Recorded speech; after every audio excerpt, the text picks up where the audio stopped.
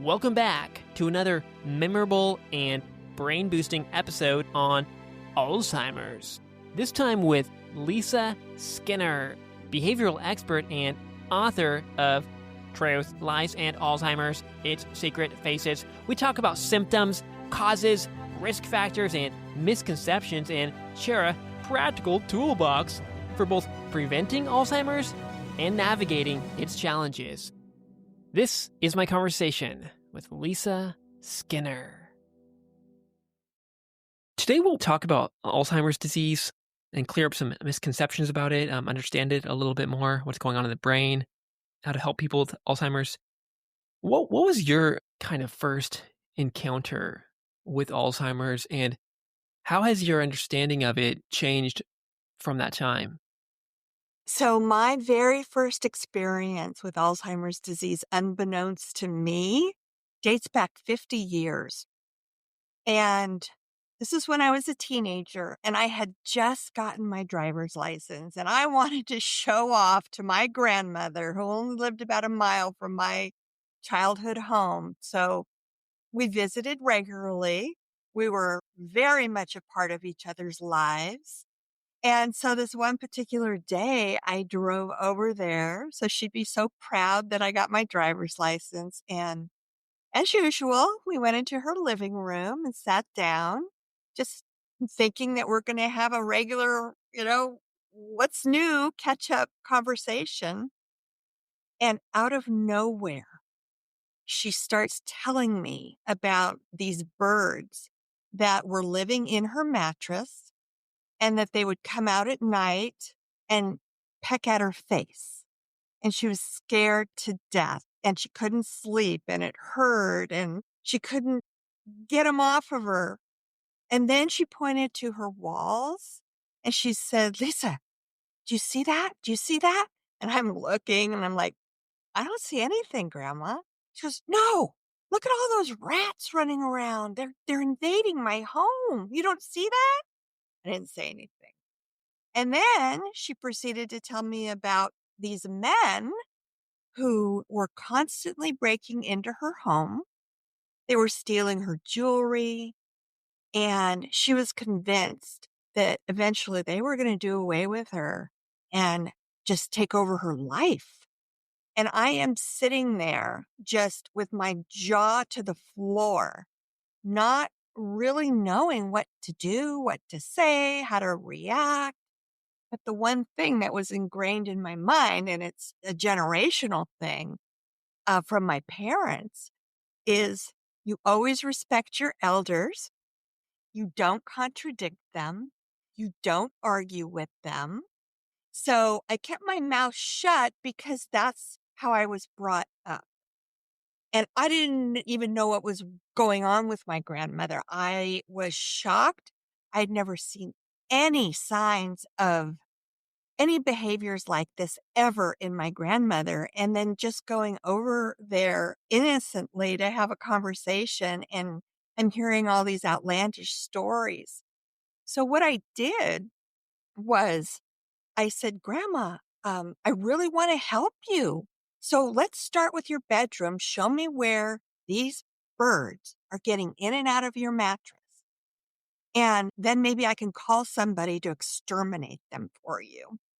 So we went into her bedroom and I threw the covers off, and I'm looking for holes and signs of birds. I pushed the mattress up so I could see underneath it. Of course, I didn't see anything. And so I said to her, I said, "Can you help me find where they're getting in and out of your mattress? Because I don't want this to be happening to you. We got to do something about it." And she looks me square in the eye and she says, "Oh, Lisa, they're there. They're just very, very clever." So we went back in the living room and we, tried to have a conversation, but I couldn't wait to get out of there. And so I went straight home and I confronted my mother and I said, "What is wrong with Grandma?" And I told her about these far-fetched, just unbelievable stories she was telling me. And she stops me and she says, Well, your grandmother has been diagnosed with senile dementia. That's what they called it back then. It's synonymous with Alzheimer's disease. And I said, Mom, you knew this? And she said, Yeah, recently. And I said, Well, why didn't you tell me? Why didn't you warn me? I said, I was completely caught off guard. I am absolutely in shock. I didn't know how to respond. And now you're telling me she has some kind of brain disease? She says, Well, yes, but we're not going to talk about this. And that was really very typical back then, 50 years ago, that people just shied away from the topic. It carried a lot of stigmas, which it still does today, but not quite as bad as that reaction. And Michael, what happened was after the whole incident with my grandmother, who, by the way, lived 20 years more with this senile dementia, just got worse and worse and worse. And we finally put her in an elder care environment with professional help. She couldn't live alone anymore. And these stories just became more and more profound and more exaggerated. So since then, I've had actually 7 more family members that have been diagnosed with one of the over 200 known brain diseases that cause dementia. Plus, our family dog also developed dementia. And I recognized his behavior, but I didn't even know at the time that dogs could get dementia. So I took him to the vet and the vet confirmed, oh, you're right. You're not just seeing things or reading into his behavior. Your dog has what we call canine cognitive dementia. But at least I knew how to care for him. So when it came time for me to make a career decision, I decided to pursue a degree in human behavior because I've always been so fascinated by it. What makes people tick? Why do they behave the way they do? Why do they act differently in social situations than they do in corporate situations? So I ended up getting my degree in human behavior. And then, of course, I needed to figure out, all right, what am I going to do with this? So one day I saw this ad for a job, and the name of the job was a community counselor in an elder care facility.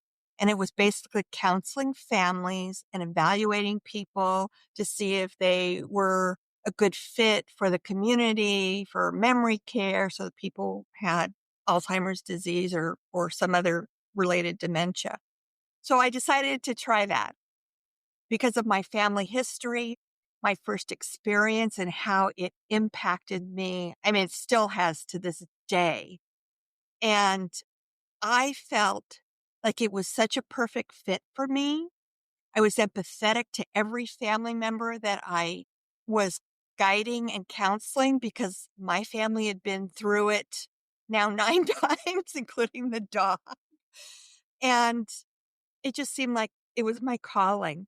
So since then, I have actually made a 30-year professional career out of helping other families navigate the heartbreaking challenges that accompany these diseases day in and day out. So that's how I got to this point, and I have absolutely no regrets. And every day that I am involved in the elder care arena, I am more and more convinced that this is what I was meant to do. Right. And your story did illustrate some of the challenges involved with Alzheimer's. What are some of the yeah, kind of challenges? And yeah, some of them were illustrated in that story, but there are others.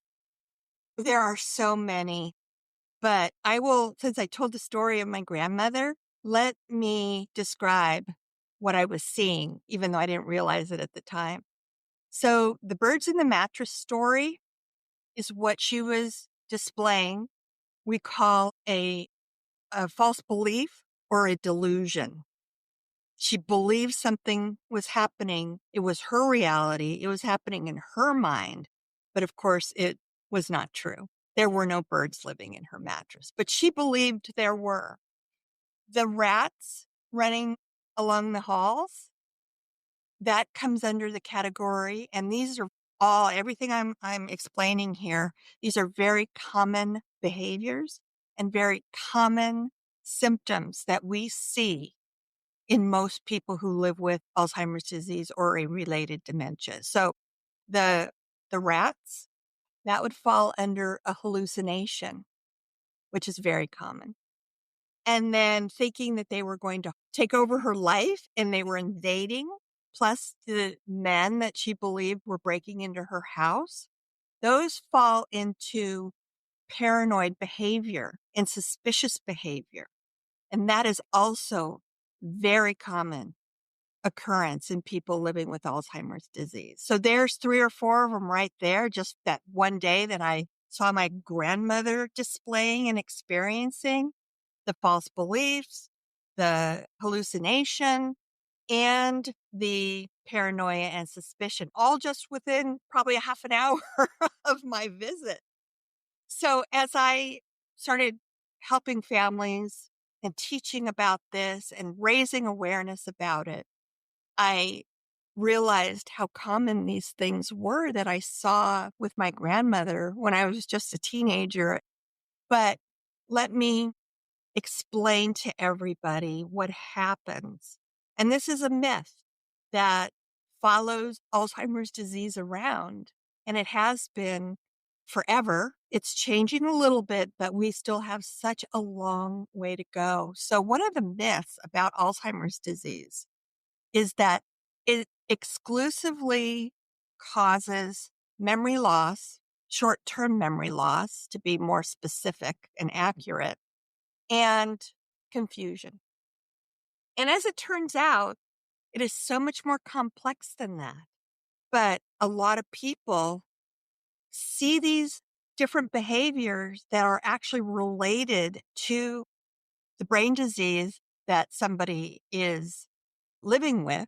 It's damaging whatever part of the brain. Now, the first part of the brain that Alzheimer's attacks is the short-term memory, but other diseases attack different parts of the brain.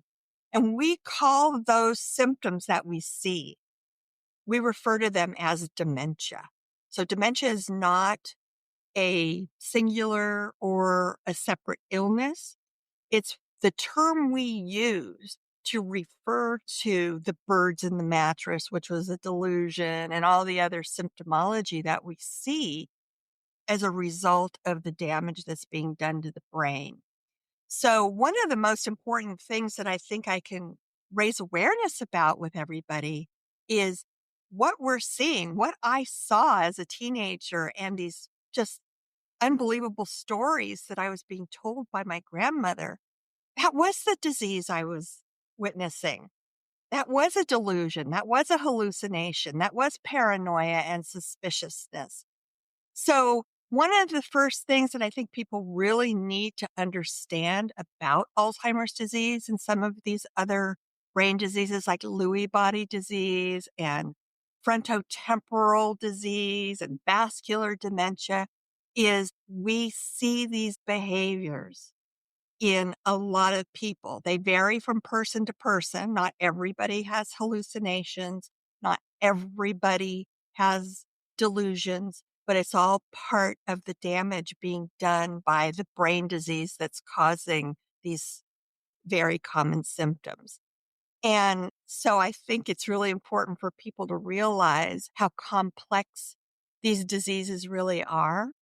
And one of the things that happens is eventually, because these are all progressive, degenerative diseases that as of today have no cure. There's actually not even a treatment, an effective treatment available to make the disease better. And eventually most people lose just about all of their cognitive functions. So yes, memory loss is part of it. It's the hallmark of Alzheimer's disease, but it's not necessarily the hallmark of Parkinson's disease. They vary, but they all fall into this bucket that we refer to as dementia. And most people aren't even diagnosed until they're well into their mid stages. And the reason why is because the symptomology, like my grandmother, that we see within people who live with Alzheimer's disease and related dementia are so subtle in the beginning of the disease. In fact, people can live years with Alzheimer's disease and show no symptoms at all. And then in the very beginning stages, the symptoms are so subtle and hard to recognize that most of us just write it off as part of the normal aging process. Things like, oh, where did I put my phone? And where are my reading glasses? And where are my car keys? We all do that as we go through life. And that's nothing to necessarily be alarmed about. It is normal aging. But when you get to the point where you are believing that birds are living in your mattress and you actually think you feel them coming out and pecking your face, and rats are invading your home and all the other things that I'm hearing from my grandmother, those are red flags. That's a serious situation. But those behaviors don't typically show up until somebody is already well into their mid stage of the disease. And this makes living with these diseases even that much more difficult because they don't become blatantly obvious until it's really progressed to well into the mid stage. And the other cognitive functions that we tend to lose living with Alzheimer's and some of these other brain diseases, we lose our ability to reason things out. We lose our ability to make sound decisions about things. I'll give you a quick example. We were conditioned from very early age that before we ever cross a street, we either look for the green light, but even if there is a green light, what do? We look both ways to make sure no car is running the red light, so we're not putting ourselves in harm's way. With Alzheimer's disease and related dementia, you don't think about that. You lose the ability to make a reasonable, sound judgment about any decision that you are going to make. So somebody could very easily cross the street with Alzheimer's disease and, first of all, not even stop to think that whether the crosswalk light is red, green, or yellow. And then secondly, not stop to remember that to be safe, you look both directions to make sure there are no cars coming. They'll just walk right out in front of the street or walk into the street right off the curb, and because they're no longer capable of making those kinds of sound decisions. So we lose that capability. We lose our grasp on the depth of situations, if that makes sense. And we really fall to our basic human instinctive emotions. And that's how we typically would react to any situation. But the difference is with Alzheimer's disease, just something that seems like a really small deal, relatively small situation for somebody suffering with brain disease, it could be a huge situation to them. And what you could actually see is a meltdown, what we call a catastrophic reaction to the situation, because they can't differentiate anymore between a big deal and a little deal. Everything's a big deal. So these are some of the things that crop up on a day-to-day basis that family members and caregivers really need to be aware of, so they realize and they're connecting the dots that this is the disease I'm seeing. What do I do about it? And then to take it a step farther, there are best practices. There are ways to effectively respond to these behaviors that we see and responses to situations that can diffuse it. And there are responses and reactions in the way they're handled that can escalate the situation into a really serious one.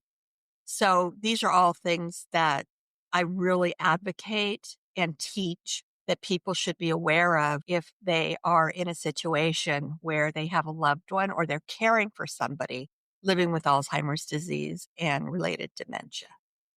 So there are many different regions of the brain, different neurons that are getting kind of deactivated or hurt or not working. And that's kind of culminating in different types of dementias, say it's maybe frontotemporal dementia or Lewy body disease or Alzheimer's, like we're talking about. And each person has their own kind of brain and experiences anyway. So they're already acting differently. We all have our own behaviors. So it's kind of hard to identify why is this person acting the way they are. Maybe it's just who they are, or their brain is different. So it's almost like there's like a billion different diseases if there was like a billion different people with Alzheimer's. So if you're trying to figure out like what is Alzheimer's, you have to look at the individual brain of that person because each person's version of it, each person's version of dementia in general is going to be a little bit different because their brain is already kind of different in the beginning. I mean, some people, even they don't have Alzheimer's, but they have something else that maybe it's not neurodegeneration, but it's parts of their brain that just didn't develop the same way, or there's a head trauma, or even with things like ADHD and bipolar. I mean, parts of the brain are activated and some are not activated. And, even when we don't sleep or we take drugs or we eat certain things, this affects our brain. So it's hard to be like, that's Alzheimer's. That person has a frontotemporal dementia. It's really hard to tell. You have to almost like study them like a doctor. But I do have a question here, I guess, and it's a question a lot of us have, but I don't think we have an answer to. But what are some possible causes for Alzheimer's or for dementia in general? One thing I want to just kind of piggyback on something you said because I didn't say it before you reminded me. And a lot of people aren't aware of this. So I want to just kind of bring this to the surface. In addition to the 200 known brain diseases that exist today that cause dementia, people can also be living with more than one of these brain diseases at the same time, simultaneously. So you can have Parkinson's disease and Alzheimer's exactly at the same time, which complicates things even further. And I just wanted to mention that because a lot of people aren't aware that that can be the case. But yes, we do know that there are many factors that have been scientifically researched and studies have been done that have actually shown a correlation between an individual's risk of developing Alzheimer's disease and how we can minimize that risk by making certain lifestyle choices. So we have what we call non-modifiable risk factors. There's only 4 of them. And then we have a huge laundry list of what we call modifiable risk factors. And we call them modifiable because they can be treated, they can be changed depending on what risk factor is. But the important thing to understand here is we take each individual and you go through these risk factors. And for any one person, the more of these risk factors that apply to any one individual, the higher their risk becomes of developing Alzheimer's disease. Now, does that mean, let's say that every single risk factor or most of them apply to me? Does that mean I'm definitely going to develop Alzheimer's? No. It means my risk is substantially elevated, but it still doesn't mean that I will. This disease doesn't seem to discriminate against anyone. It picks on who it wants to pick on. But what I think is important for everybody to understand is that if you want to minimize your risk, and you can do that by up to 40% by doing certain things, by making healthier decisions and lifestyle change decisions. So let me go through the 4 non-modifiable ones first, because there's only 4. So the number 1 risk factor for developing Alzheimer's disease is age. And it typically shows up starting at about the age of 65. But for every 5 years that we age past the age of 65, our risk significantly increases. So you're probably at a, much higher risk of developing Alzheimer's disease at 70 than you were at 65, then at 75, then at 80. By the time any of us are 85 years old, 1 in 3 of us right now today will develop Alzheimer's disease. So that's a non-modifiable risk factor. We can't change our age. There's one exception to that. There is a rarer form of Alzheimer's disease that's called early onset Alzheimer's disease. And that form can show up at any age before 65. I just recently heard of somebody that was diagnosed with early onset at 19 years old. So that's the exception kind of to that being a risk factor. Okay, the second non-modifiable risk factor is our gender. Women develop Alzheimer's disease more than men.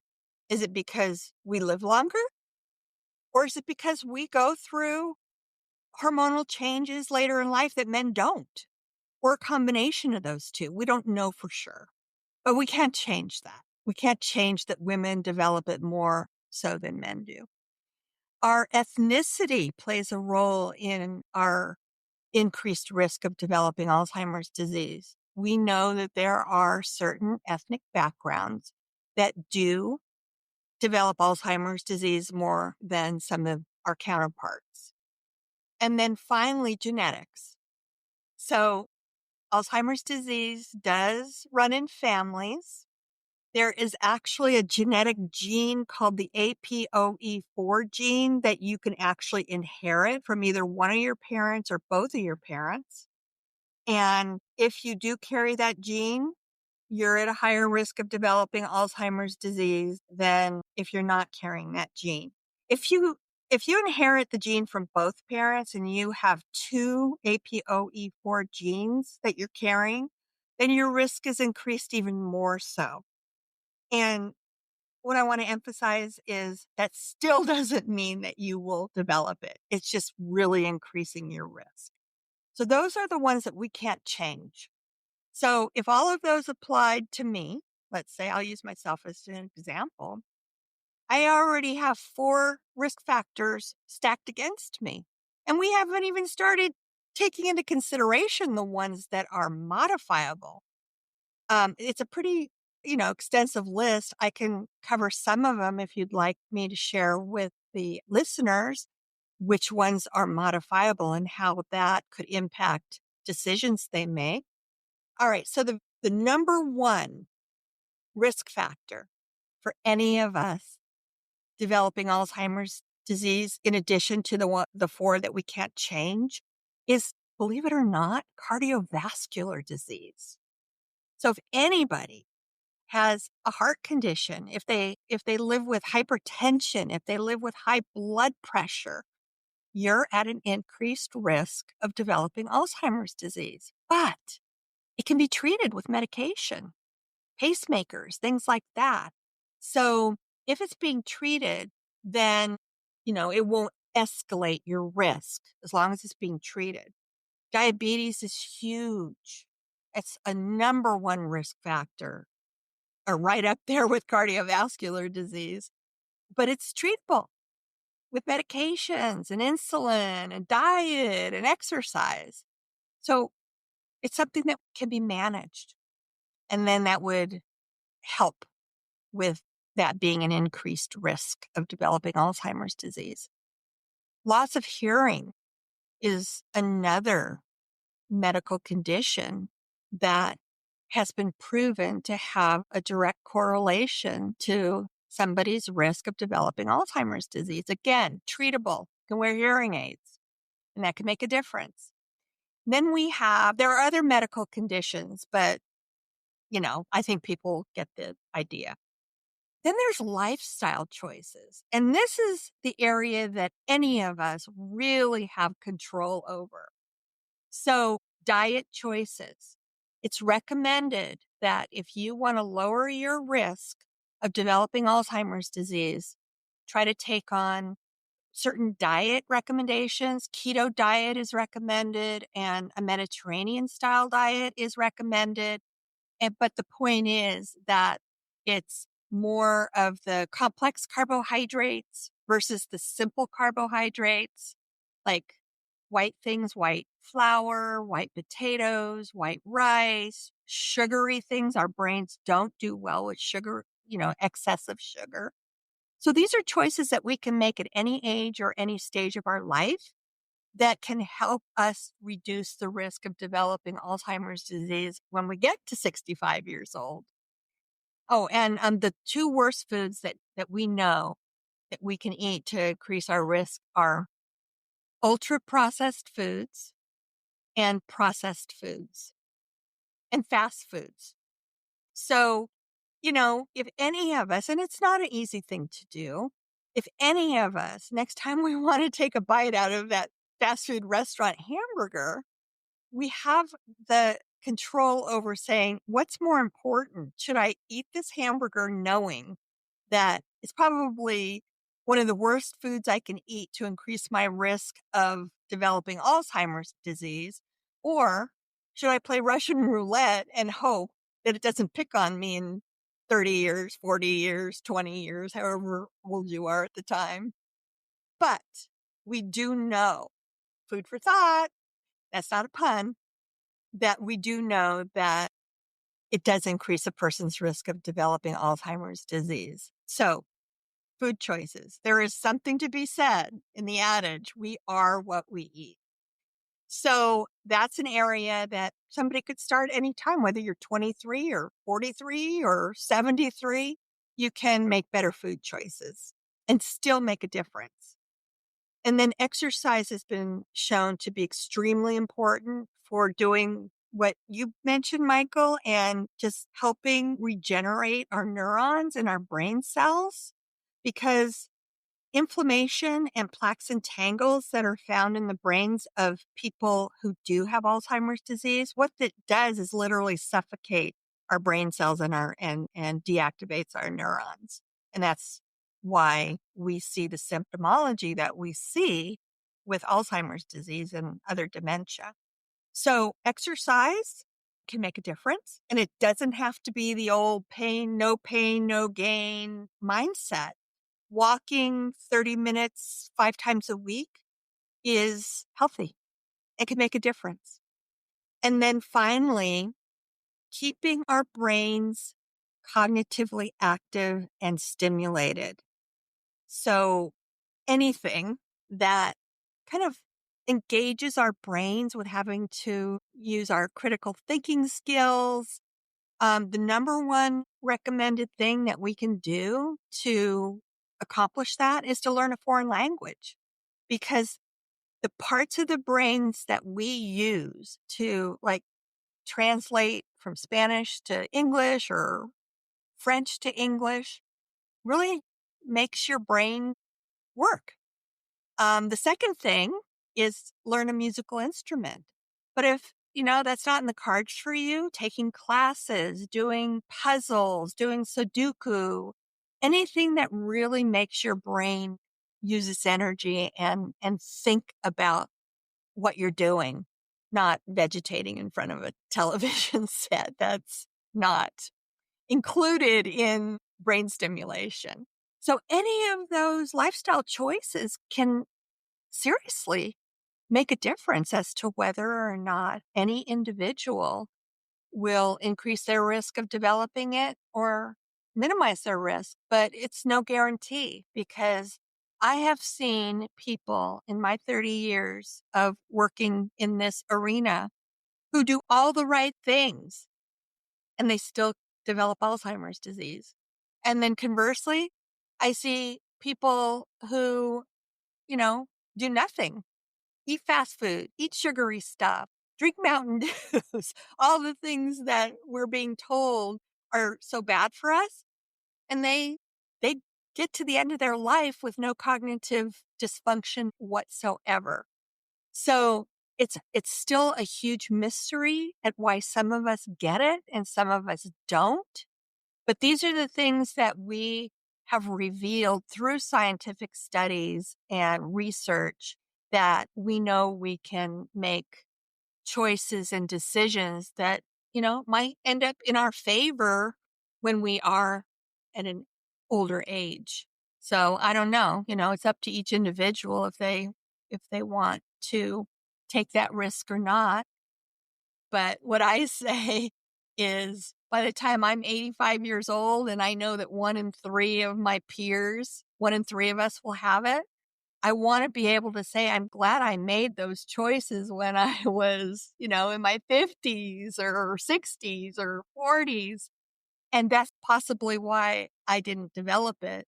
Or I wish I had listened to Michael Waite's brain shaman show when he had that Alzheimer's ladies on and told us all the things that we could do to minimize our risk. That's the difference it could make. I've had a few Alzheimer ladies on. I actually I talked to one recently. Her name's Mary Newport, and she had said the exact same stuff you said about diet, about specifically how the ketogenic diet helped her husband, who had Alzheimer's, and she talked about coconut oil and these healthy fats and all that. So it rings true to what you're saying too. But your answer was so clean and crisp and organized, and you gave me this really great overview of the causes or the ways we can reduce our risk for things like Alzheimer's. But, I really try to make this relatable to anybody who's listening to your show or somebody else's show. And, not make it too complicated, make it logical and reasonable. And, wow, I didn't think of it that way before. Because seriously, it can make a difference to how your life ends up. And what you choose to do is certainly up to each person, but by having the information and knowing that it can possibly make a difference to the outcome of your life, it's worth thinking about. Don't you think? Yeah. I do also want to talk about the perception of the person living with dementia, say Alzheimer's. The story you told of your grandma, actually, my initial reaction was, and I know this wasn't the point of the story, but in a way, I almost wanted it to be the point of the way you were, kind of loving her and being with her, and almost like going into her story, which isn't going to help solve the problem because the birds aren't going to go away that way. But it seems we all have this ability as humans to kind of create these stories about why we are acting the way we are, or why things are the way they are, why we're angry, why we're hearing voices or seeing mice or something. And this might be especially pronounced, say, with people with dementia like Alzheimer's, but their perception is not that, they have a problem a lot of times. And this is true, it seems, with a lot of mental health challenges. Like my brother, he's got a bipolar disorder. He's living out in the park. He's been living out there for a few years. He's pretty far gone. But I noticed the times when I kind of just went with him into his story, into his delusions, and I didn't challenge them. I just like, oh wow, where are these people? Oh, whoa, tell me more. And you can just go into it. He was way better, and actually his symptoms went down. He calmed down. I mean, it's a weird balancing act because like the more I kind of just went into his fantasy world during that month, those are the best times, and that's when he was like least symptomatic. But then when I would like kind of highlight his problems, like, hey, how about we go go down to the office and get the EBT card, or let's go try to look for some housing, or use any kind of language in that realm that triggers off things, memories from the hospitals, the prisons, or wherever they send him. That he would get infuriated, get angry, and I imagine it might be similar. Similar things might be going on with people with dementia. So you kind of want to play with them, but also you don't want to play along too much to where you're enabling or you're not helping. But and I've talked to other people with another Alzheimer's lady. She was also saying how she was with this patient who he had some kind of dementia, but also schizophrenia, and he was just screaming, "Where's my brother? Where's my brother? I want to talk to my brother." And the nurses were all kind of hiding away and scared and trying to like, jab him with a needle or something. But she just went into it and said, "Oh, your brother. You love your brother. Oh, you want to talk to your brother? Yeah, yeah, yeah." And just kind of that improv rule of yes and just going along with it. But how far along do we go along with it? But it does seem to help to kind of play along because maybe this ties into the whole idea of social connection and belonging and acceptance, and maybe that might be some other sort of potential causes for this. But it's much more than that. Like you mentioned, a lot of them. It's really kind of profound that you had that experience with your brother who was suffering with a mental illness versus a brain disease. But there's a lot of similarities in the way we approach their delusions and hallucinations. And I don't know, probably 30 years ago, I want to say, the standard practice therapy for dealing with these behaviors that we see, delusions, false beliefs, hallucinations, was to use what at the time was called reality orientation therapy. And they used it for a long time. And what the ideology of that or the methodology of that therapy is to steer the person with the false belief and the delusion, like my grandmother was having and your brother, back into our reality, correct them. Well, we found out that not only does it not work, but it escalates the situation. It causes much more anxiety and anger, like you saw in your brother. We all have instinctive needs, basic human needs. And one of those happens to be validation and acknowledgement. So the current ideology for how to respond to hallucinations, delusions, paranoia, all these other things that we see with these diseases is to join their reality, meet them where they're at.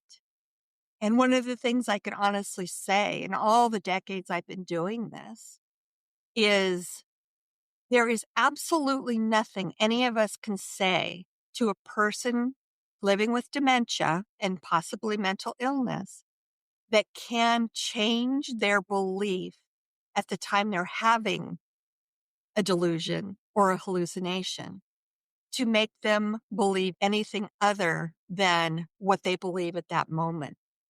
So we've discovered through the school of hard knocks that if you validate them, if you empathize with them, like unbeknownst to me, I said, Grandma, I want to help you and get rid of these birds. And I need to, find the place in the mattress where they're coming in and out of so we can do something about it. I was joining her reality without even realizing it because I didn't know anything then. I hadn't become a professional behavioral specialist in the area of Alzheimer's disease and dementia. I was only responding based on to the way I grew up that you don't correct your elders. And that was it. Simple as that. So once I learned that that really was the most effective approach, then that's what I started practicing. I'm a certified dementia care practitioner, and I teach what we call a person-centered approach to dementia care. And that includes joining their reality and going along with what they're believing at that moment. It could change in 5 minutes, but we found out the hard way that trying to correct them and steer them back into our reality absolutely doesn't work. Never. And it just creates more and more tension and problems and escalates. So Michael is 100% right. He tried that on his brother and it worked beautifully. And that's what we do as a best practice approach to people living with Alzheimer's disease and dementia who are experiencing hallucinations and false beliefs and all the other things that we see that accompany these diseases. Another kind of jarring piece of the story for them, I imagine, is according to their story. Say your grandma's living with birds in her head and mice in her apartment or whatever, and then suddenly, her loved ones, you or your mom or somebody, puts her in some kind of a care facility or gives her some kind of medication or does something that she could see it as something as kind of invasive or I would find it confusing, perhaps.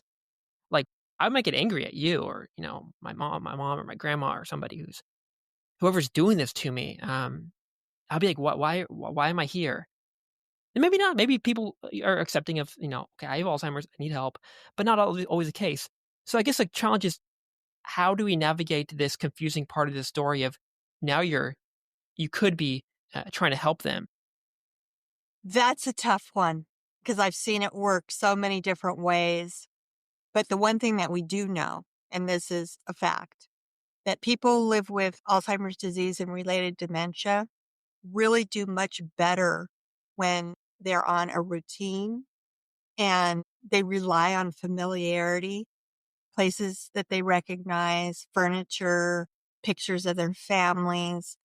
And there's usually a transitionary period if somebody goes from either living with a family member or living in their own home, which is obviously a familiar surrounding, to being placed in a memory care situation. And everybody is different. Some people adjust immediately and others never do. And then you've got the people in between where it's just a matter of time. But the point being is once the care facility establishes a regular routine for that individual, so everything they do on a day-to-day basis becomes familiar to them, and their room is set up with things that they can recognize, their bed, family pictures, a stuffed animal that maybe was brought from their home. They will adjust more easily because they recognized familiarity from the minute they got there, and then they started, adjusting to a new familiarity. And it varies from person to person how long that's going to take. But most people eventually adapt. And the reason why, especially with Alzheimer's disease, because the short term memory does fail them almost completely, that sooner or later they won't remember that they were at another place. And this is where they've been for a very, very long time. So you're hoping that that's going to be a positive outcome and that's what's going to happen with your loved one. But sometimes it just doesn't. And they never adapt to a new environment. Changing environments for people living with dementia is very, very difficult for that person. Very difficult. It can just really upset the apple cart to the point of no return sometimes. So routine, familiarity are all things that are extremely important to offer people living with dementia. Your book is called Truth, Lies, and Alzheimer's, Its Secret Faces. What are some other truths or lies that we didn't discuss today that you might like to? I titled the book Truth, Lies, and Alzheimer's, Its Secret Faces, because it really does have a lot of secret faces that somebody that's never gone through this experience before is unaware of. And they show up unexpectedly without any warning or any preparation. And this is definitely a disease that, because it lasts a long time, the average that a person lives with it is 8 to 15 years. I mentioned earlier, my grandmother lived with it for another 20 years after my memorable day with her when I learned about the birds and the mattress and the rats. That's a really long time for people to maintain their sanity, basically going through this disease with a loved one or caring for somebody that lives with dementia.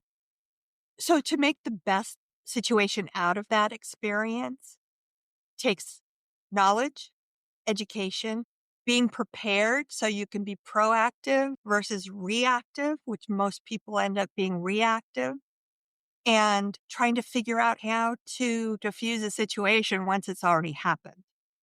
And there are a lot of tools out there, and we've talked about a lot of them today about, the best practices for how to respond to certain situations that can turn the whole situation around and be a positive experience for everybody involved. And these are the things that people need to be more aware of. So that was the whole strategy behind the title, is for people to understand what's true about living with these diseases, what's false and myths that have been circulating around for decades about these illnesses that people kind of fall prey to and believe that they're accurate, which a lot of them are not. And then the secret faces are the things that we see that we need to be prepared for on a day-to-day basis, that not going to, come at you unexpectedly and catch you off guard, that you'll be prepared. And what I do is I teach people, I provide people with tools and help them assemble a toolbox. So when these situations come up, they can pull one of these tools out of their toolbox to see if it de-escalates the situation at the time. And it may not every situation, we're dealing with human beings. So something that worked for a situation that was identical to what you're seeing happening right now, you can try that same strategy. It might not work. It might. So the more tools you have in your toolbox to pull from, the better chance you're going to have of de-escalating that situation at that moment. And that's really being prepared is by having, more than one resource to fall back on to try when if your loved one or the person that you're caring for just flat out refuses to take a shower and starts having, a meltdown or a tantrum. So, you can try this. If that doesn't work, you may have another strategy to use. So the more things you have in that toolbox that I could help you assemble, the better chance you're going to have a positive outcome to that situation than trying to figure out, oh my gosh, what do I do now? I have no idea why she's acting like this. I don't know what triggered it. So these are all the things that I help people understand so they can be prepared when these things show up. And trust me, they show up.